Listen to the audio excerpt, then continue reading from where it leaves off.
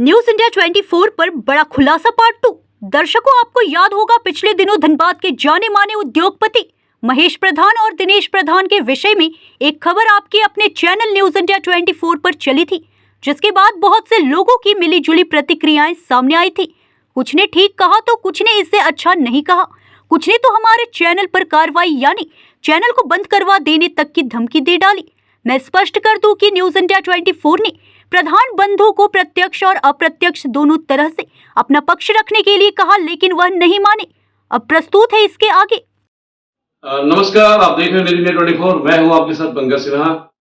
हाजिर हैं हम दूसरी कड़ी यानी कि एपिसोड 2 प्रधान बंधुओं के लिए। महेश प्रधान और दिनेश प्रधान जो कि धनबाद के हीरापुर के निवासी हैं, बड़े ही सज्जन व्यक्ति हैं, बहुत ही अच्छे समाज सेवी हैं। उनकी जितनी तारीफ की जाए बहुत कम है, ऐसा कहना है पूरे धनबाद जिले के लोगों को, जबकि हकीकत कुछ और ही है। हम बात करेंगे ऐसे लोगों को। ये हमारे साथ एक मातृशक्ति महिला है। क्या ये किसी भी एंगल से ऐसा लगता है कि ये रंगदारी कर सकती है? जबकि मैं आपको बता दूं कि by profession she had been a very good lecturer even SSLNT college Dhanbad, जो कि एक नामी ग्रामी कॉलेज है। लेक्चरर रह चुकी हैं, प्रोफेसर रह चुकी हैं, जिन शिक्षा से ही जिनका ऊपर से लेकर नीचे तक वास्ता रहा हो। अगर इन पर ये इल्जाम लगाया जाए कि भला ऐसी महिला किसी से रंगदारी भी मांग सकती हैं, कैसा लगता है आप लोगों को ये सुनकर के? क्या विचित्र बात नहीं लगता? आमतौर पर रंगदारी मांगने वाले लोग कैसे हैं, उनकी छवि छुपी नहीं है। पूरे धनबाद जिला के लोग इस बात को जानते हैं, ऑल ओवर इंडिया के लोग जानते हैं। फिलहाल यहाँ मैं ये बात फिर बता दूं कि महेश प्रधान और दिनेश प्रधान बहुत ही सज्जन व्यक्ति हैं, बहुत प्रतिष्ठा है उनकी। अगर ये सब कुछ ऐसा ही है तो फिर ये महिला जो कि एक टीचर रही हैं, धोखाधड़ी का इल्जाम उन पर कैसे लगा रही है? हो सकता है लगा सकती हो, इनका कोई निजी स्वार्थ रहा हो। लेकिन सुनते हैं क्या बोलती है। बोलिए मैडम, क्या किया ये दिनेश प्रधान और महेश प्रधान ने? महेश और दिनेश मेरे बच्चों की तरह थे जी। उन्होंने हमारी फैक्ट्री खरीदी, बच्चों की तरह उन्होंने हमारे पांव छुए और हमारे मन से आशीर्वाद निकला यही कि जैसे हम लोग फैक्ट्री से फले फूले हैं, आप फले फूलो जी। लेकिन इसका मतलब यहाँ तक कि उनके पास सीमेंट वगैरह के लिए भी पैसे नहीं थे। इन्होंने अपनी तरफ से, मिस्टर वर्मा ने अपनी तरफ से पैसे देके सीमेंट में कंट्रीब्यूट किया, लेकिन वो इस तरह से हमको धोखा में डालेंगे। एक लेडी होने के नाम से आपस में कुछ भी अगर रंजिश है तो आपस में दूर कर, लेडी को एक्सटॉर्शनिस्ट बना रहे हैं, मुझे बना रहे हैं, मेरी डॉटर और जो यहाँ रहती भी है उसको एक्सटॉर्शनिस्ट बना रहे हैं। ये इससे ज्यादा तो कोई हीन भावना या कोई गंदा काम हो ही नहीं सकता मेरे ख्याल से। मैडम, उन्होंने मतलब कि आपके साथ एक सौदा किया था, मतलब कि फैक्ट्री वगैरह कुछ करता था, तो मतलब कि उसमें मतलब कितने में डील हुई थी और कितना पैसा उन्होंने दिया और बाकी का पैसा उन्होंने क्या क्या करके नहीं दिया? अब ये सारा तो मेरा वकील बताएगा डील, क्यों हम तो as a housewife, as a professional हम इनके डिटेल्स में नहीं गए।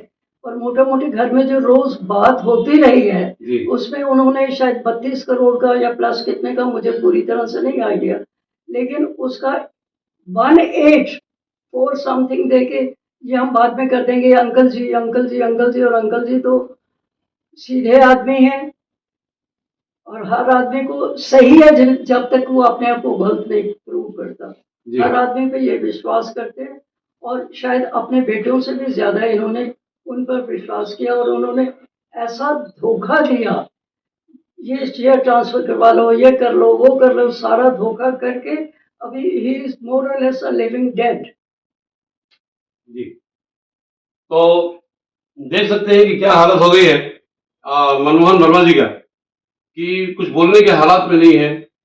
अबव 80 प्लस इनकी एज हो गई है, 86 प्लस है और इस हालत में नहीं है कि ये कुछ बोल सके जल्दी नहीं। लेकिन जिन दो प्रधान बंधुओं को इन्होंने अपने बच्चे से भी बढ़कर के माना, उन्होंने ही इनके साथ धोखाधड़ी किया। 32 करोड़ का डील करके 4.5 करोड़ रुपए ही दे पाए और फिर भी धनबाद जिला के लोग कहते हैं कि भाई महेश प्रधान और दिनेश प्रधान बहुत सज्जन व्यक्ति हैं। छोटी मुंह बड़ी बात मैं नहीं कह सकता हूं, मैं उनके खिलाफ नहीं बोल रहा हूं, लेकिन लोग ये कहते हैं कि भाई वो बड़े महान हैं। तो मैडम, आपने जब अपने बकाए पैसे मतलब कि मांगने शुरू किए तो फिर उन्होंने किस प्रकार से क्या क्या कहा और कौन कौन सी धाराएं आपके खिलाफ लगवा करके कानून से भी खिलवाड़ किया? जी। बाकी जो कौन कौन सी धारा है, अब ये 420 या ये नहीं, मतलब कि आपको कैसे ये सब वकील बता देगा। हाँ, नहीं ठीक है, वकील से साहब से तो हम बात कर ही लेंगे, तिवारी जी हमारे साथ बैठे हुए हैं। लेकिन आपको कैसे लगा कि उन्होंने आपके साथ धोखाधड़ी किया और आपने पर्सनली बिना वकील की मदद से दी? अगर आपने निजी तौर पे अगर अपने पैसे की मांग उनसे की होगी तो क्या कहा उन्होंने?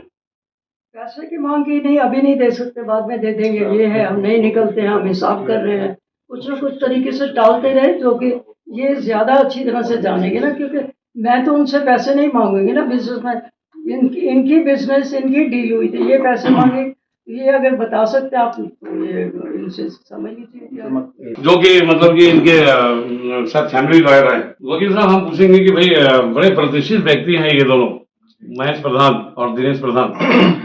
इन्होंने मतलब इनके साथ जो धोखाधड़ी किया उससे थोड़ा अवगत कराइए कि किस किस प्रकार से धोखाधड़ी ही नहीं किया, मतलब पैसा हड़पने का तो प्लान बनाया ही बनाया, इसके अलावा और भी मतलब कि इन्हें कटघरे में खड़ा कर दिया, इनके ऊपर मतलब कि केस मुकदमा भी दायर कर दिया। तो क्या क्या मामला है पूरा? ये मनमोहन वर्मा के दो पुत्र हैं, उसमें एक छोटा लड़का उनकी मृत्यु हो गई जी। मृत्यु होने के बाद में बड़े लड़के रहते हैं दिल्ली में।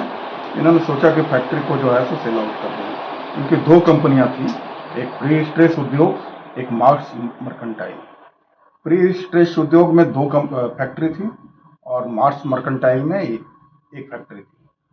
एक शेयर परचेज एग्रीमेंट हुआ दिनेश प्रधान और महेश प्रधान और वर्मा जी और उनके फैमिली मेंबर के बीच में। उसमें 32 करोड़ 80 लाख रुपया जो है तो मूल्य तय किया गया। उनका आना जाना जो है सो वर्मा जी के यहाँ लगा रहता था। वर्मा जी भी उनके यहाँ आते जाते थे, मैंने उनसे मिलते थे। 4 करोड़ 80 लाख रुपया लगभग वो जो है सो महेश प्रधान ने इनको दिया। इनका विश्वास जीता पहले, उसके बाद धीरे धीरे इनको जो है सो कहा कि आप डायरेक्टरशिप से रिटायर हो जाइए। इन्होंने अपने डायरेक्टरशिप को छोड़ दिया और इसी बीच में ये पैसा मांगने लगे। समय बीतता गया, पैसा मांगने लगे, बकाया पैसा वो कुछ न कुछ बहाना करके टालना शुरू कर दिया। उसके बाद जो है सो बाद में पता चला और उसी से पता चला कि पूरा शेयर जो है इनके फैमिली का, जो दोनों कंपनियां की जो थी, वो महेश प्रधान और दिनेश प्रधान ने फर्जीवाड़ा करके जो है वो अपने नाम से ट्रांसफ़र करा दिया। मैं यहाँ एक बात आप लोगों को स्पष्ट कर देना चाहता हूँ कि शेयर ट्रांसफ़र के लिए या तो आपके पास में शेयर सर्टिफिकेट होना, ओरिजिनल शेयर सर्टिफिकेट होना जरूरी है, या एक इंस्ट्रूमेंट ऑफ ट्रांसफ़र आता है SH4, जिसमें कि बेचने वाला का सिग्नेचर रहेगा, या वो SH4 जो है सो वो होना चाहिए। जिस समय शेयर ट्रांसफ़र किया गया उस समय, उस डेट में ना दिनेश प्रधान और महेश प्रधान के पास में ना तो ओरिजिनल सर्टिफिकेट था, ना SH4 था जिसमें इनका साइन किया हुआ SH4 भी नहीं था। वो लोग सब जाली कागजात के आधार पे जो है सो शेयर को ट्रांसफर कर दिए। जब इस बात का हम लोगों को पता चला और हम लोगों ने जब ROC को जब खत लिखा, लेटर लिखा कि ये फर्जीवाड़ा करके जो है सारे शेयर को ट्रांसफर करवा दिए हैं, तब महेश प्रधान और दिनेश प्रधान ने और एक नई चाल चली। उन्होंने इंडिमनिटी बॉन्ड बनवा लिया। लेकिन कहते हैं ना कि बेईमानी करने वाले कुछ न कुछ सबूत छोड़ जाते हैं। उन्होंने इंडिमनिटी बॉन्ड जो बनवाया वो शेयर ट्रांसफर के बाद का डेट का बनाया। अगर इंडिमनिटी बॉन्ड के आधार पर शेयर ट्रांसफर होता है, ये मैं स्पष्ट करना चाहता हूं, लेकिन वो शेयर ट्रांसफर के दिन में वो इंडिमनिटी बॉन्ड एग्जिस्ट में रहना चाहिए। लेकिन उसका स्टाम्प जो है, इंडिमनिटी बॉन्ड का जो स्टाम्प है, वो भी फर्जी करके जो है सब फर्जीवाड़ा करके बैकडेटेड को करंट का बना के दिखाया गया। उसमें जो नोटरी पब्लिक का जो सिग्नेचर है और स्टाम्प है वो भी फर्जी है। तो मेरा कहने का मतलब है कि जो शेयर ट्रांसफर का जो डेट था उसके बाद इंडिमनिटी बॉन्ड का बनना ये दिखाता है कि जिस समय शेयर ट्रांसफर किया गया था उस समय महेश प्रधान और दिनेश प्रधान के पास में कोई भी ऑथेंटिक डॉक्यूमेंट नहीं था जिससे शेयर का ट्रांसफर हो सकता था। इस खेल में इनके अकाउंटेंट रितु रिटोलिया का भी जो है तो बहुत बड़ा हाथ है। उन्हीं के डिजिटल सिग्नेचर से ये पूरा शेयर जो है तो ट्रांसफर किया गया। 2 केस जो है सो मनमोहन वर्मा के द्वारा किया गया था। उसमें पुलिस ने काफी मेहनत की, पूरा अनुसंधान किया, हर एक बिंदु पे अनुसंधान किया और उसमें चार्जशीट जो है सो फाइल किया गया है। उसमें जितने भी आरोप हैं, मनमोहन वर्मा ने जितने भी आरोप लगाया है, सारे आरोपों को पुलिस ने जो है सो सत्य पाया है। और ये चार्जशीट 420, 406, 467, 468 ये धाराओं के अंतर्गत जो है सो दाखिल किया गया है। चार्जशीट दाखिल कर दिया गया है। क्या इस पर मतलब कि कोर्ट जल्दी जल्दी मतलब संज्ञान लेकर के सुनवाई कर रही है? अगर विजय मिलती है मनमोहन वर्मा जी को तो फिर क्या क्या सजाएं हो सकती हैं और कितना मतलब कि जुर्माना उनको भरना पड़ सकता है प्रधान बंधुओं को? आज चार्जशीट दाखिल करने के बाद पहली तारीख थी। आज कोर्ट ने कॉग्निजेंस लिया है, कोर्ट ने संज्ञान ले लिया है और इसको ट्रायल के लिए मैडम अपेक्षा जुडिशियल मजिस्ट्रेट के यहाँ जो है सो ट्रांसफर किया गया है। अब उनके अपीयरेंस के लिए जो है कोर्ट ने जो है सो कार्रवाई भी शुरू की है, उनको नोटिस किया गया है और मेरा मानना है कि शायद वो अगले तारीख को वो लोग अपीयर हो जाएंगे और नहीं अगर अपीयर होते हैं तो कोर्ट अपनी कार्रवाई करेगी, उसमें फिर वारंट वगैरह करेगी, वारंट इशू हो जाएगा। वारंट इशू हो जाएगा। चलिए, तो ये तो वकील साहब। और हम बात करेंगे अब आलोक सिंह से। आलोक सिंह जी के बारे में मैं पहले बता दूं कि ये प्रधान बंधुओं के यहाँ ही मतलब कि उनके साथ थे और उनके लिए ही काम करते थे। लेकिन फिर आखिर ऐसा क्या हो गया कि आलोक सिंह ने पल्ला बदल दिया, उनसे हट करके वर्मा बंधु के पास आ गए और ऐसा कुछ क्या देखा था उन्होंने? शायद इनके अंदर की इंसानियत देखी थी या फिर लालच आ गया था। ये सब खुद अपने मुंह से ही बताएंगे पूरी तरह। प्रधान बंधु के यहाँ हम काम शुरू से नहीं करते हैं जी। प्रधान बंधु के यहाँ हम वर्मा साहब के यहाँ हम शुरू से काम करते हैं। 1998 से 20-21 साल की उम्र से हम पहली नौकरी इनके यहाँ शुरू की और 2017 में जब 2015 में इनके छोटे लड़के का जब देहांत हो गया तो ये काफ़ी परेशान रहने लगे, फैक्ट्री चलाने में दिक्कत होने लगी। हमको अपना हितकर जान के मेरे साथ थोड़ा सा शुरू से ही बहुत अच्छा व्यवहार था इन लोगों का और सबसे बढ़िया स्थिति में कंपनी में हमको रखे हुए थे। इन्होंने बोला कि मुझे अब कंपनी हटानी है, अब हम चला नहीं पाएंगे, बड़ा लड़का दिल्ली रहता है, वो आएगा नहीं, कंपनी बेचना है, अगर कोई लेना चाहता है तो उनसे हमको मिला। प्रधान बंधु जो है मेरे पुराने रिश्तेदार हैं, रिश्तेदार मतलब हमारे फुफेरे भाई के वो साले हैं। मैं प्रधान बंधु दोनों को जब 7वां 8वां वो लोग पढ़ते थे तब से जानते हैं, व्यापार करते थे और हमसे अच्छा ही संबंध था उनका, बराबर पैर छू के प्रणाम करना, ये सारी चीज़ वो करते थे। तो बोले कि हम बताए कि ऐसे ऐसे वर्मा साहब कंपनी बेचना चाहते हैं, आप तो कॉन्ट्रैक्ट का काम करते हैं, अगर इंटरेस्ट है तो चलिए मिलवा देते हैं। हमने एक बार उनको ला के मिलवा दिया, मिलवा देने के बाद हमारा काम खत्म हो गया। अब प्रधान बंधु और वर्मा साहब दोनों मिलके कंपनी डील किए, क्या डील किए नहीं डील किए ये हमको बाद में वर्मा साहब बताए कि हमको पैसा नहीं दे रहा। हमने इनको आगाह भी किया था कि आपको पैसा वो देगा नहीं, वो आदमी बेईमान है, थोड़ा ढंग से आप काम करिए उसके साथ। शायद वो मेरी बात को नज़रअंदाज कर गए या पता नहीं उनको मन में क्या बात आया, उन्होंने ध्यान नहीं दिया। और इस बीच में जब उन पैसा नहीं देने लगा तो 2019 में मई महीने में उसने एक हिसाब बना के दिया इनको कि मेरे पास अब आपके पैसे नहीं निकलते। मुझे इन्होंने हिसाब दिखाया, जो डील हुई थी वो लगभग डील हम जानते थे कि ये डील हुई है। 17 करोड़ 45 लाख में रियल एस्टेट उद्योग का डील हुआ था, 15 करोड़ 50 लाख में मास मर्केंटाइल का डील हुआ था। और मास मर्केंटाइल में जिस कंपनी लगा हुआ है वो इनके पर्सनल जमीन पे था, उसमें इनके छोटे लड़के बड़े लड़के और इनके नाम पे 4 एकड़ 70 डिसमिल जमीन था। उस जमीन के बने 55 लाख का एक एग्रीमेंट हुआ, 3 एग्रीमेंट ये हुआ और एक एसेट और लाइबिलिटी का एग्रीमेंट। इन्होंने उनका हस्तलिखित हिसाब जो हमको दिखाया तो हिसाब देखने के बाद हमको लगा कि ये तो बहुत बड़ा फर्जीवाड़ा है। तो हम इनसे पूछे आपको पैसे कितने दिए, तो जो पैसे दिए वो बैंक में दिए, देख लो।